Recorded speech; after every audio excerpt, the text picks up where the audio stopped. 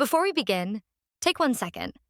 If you believe relationships are more complicated than people admit, if you've ever lonely while sitting next to someone you love, then this story is going to stay with you. Hit subscribe because the stories on this channel aren't about drama. They're about the quiet emotions people are afraid to talk about.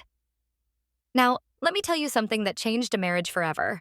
My name is Emma Carter, and at 33 years old, my life looked perfect from the outside. I worked as a school counselor in a quiet Michigan town. The kind where everyone waves, where winters feel too long, and where people assume stability equals happiness. I had been married for 9 years to my husband Ben, who worked in it from home. Ben was a good man, truly gentle, responsible, patient, the type of person you trust with your worst day. But love doesn't disappear in explosions. Sometimes it fades in silence. We didn't fight. We didn't scream. We didn't accuse. We just stopped reaching for each other. Dinner became routine. How was your day? Fine. Yours? Busy. TV light flickering, phones in hand. Then bed. Back to back. Not angry, not cold, just distant. And the strange part, that kind of quiet hurts more than conflict because at least arguments mean something, still matters enough to fight for. I miss laughter that came naturally. I missed being looked at like I mattered. I miss feeling like a woman, not just a roommate with shared bills. And I think Ben felt it too.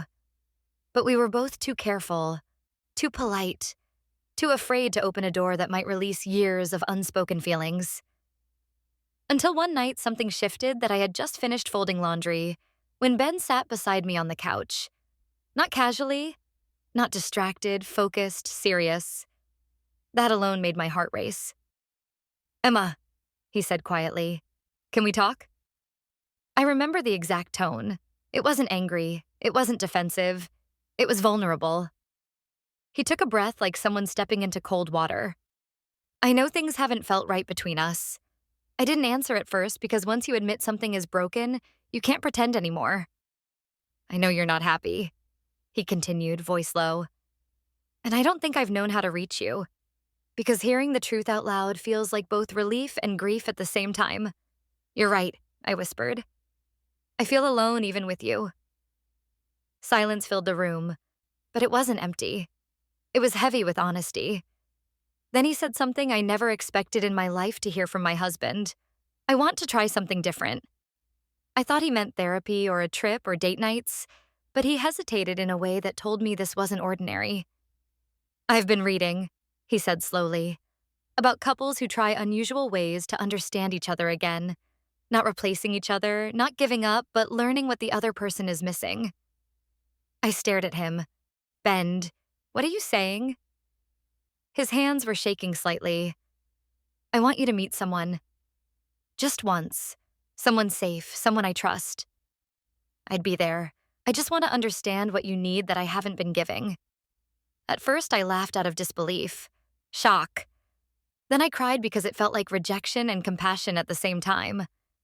Was my husband giving up on me or fighting for us in the only way he knew? For days, I replayed the conversation.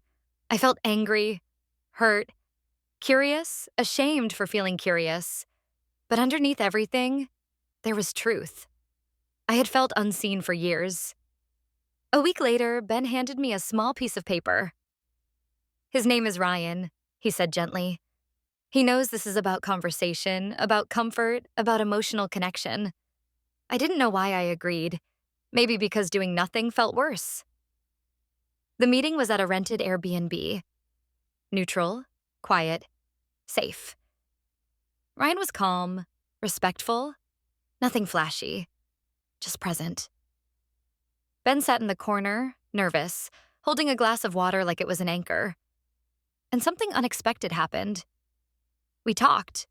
Not small talk, not surface. "Real talk," Ryan asked. "When did you last feel completely like yourself?" I couldn't answer. He asked, "What do you miss about who you were before life became responsibility?" And suddenly I was crying. Not because of him, because someone had finally asked. I talked about dreams I buried, about feeling invisible, about being strong for everyone else, but not knowing who held me.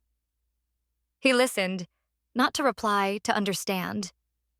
At one point, he gently held my hand. That was all. But it felt like someone had opened a window in a room I'd been suffocating in. And when I glanced at Ben, he wasn't angry. He looked sad and understanding, like he was finally seeing the weight I'd carried quietly. That night wasn't about romance. It was about being heard. The drive home was silent, but not the old silence. This one was thoughtful. Inside the house, Ben turned to me and said, "I didn't know how lonely you were." I answered, "I didn't either." That was the beginning, not the end. Over the next weeks, we talked more than we had in years. About childhood fears, about pressure, about how responsibility slowly replaced tenderness. We started therapy, not because we failed, but because we wanted to learn how to love better than before. Ryan was never meant to stay in our lives. He was a mirror, a moment, a wake-up call. People might hear this story and think scandal, but it wasn't betrayal. It was honesty in its most uncomfortable form. Love isn't always flowers and movie music. Sometimes love looks like sitting in hard conversations, like admitting you're lost, like helping your partner find themselves. Even when it scares you, Ben and I are still together, stronger. Not because everything is perfect, but because we stopped pretending everything was fine. And sometimes the bravest form of love is choosing truth over comfort.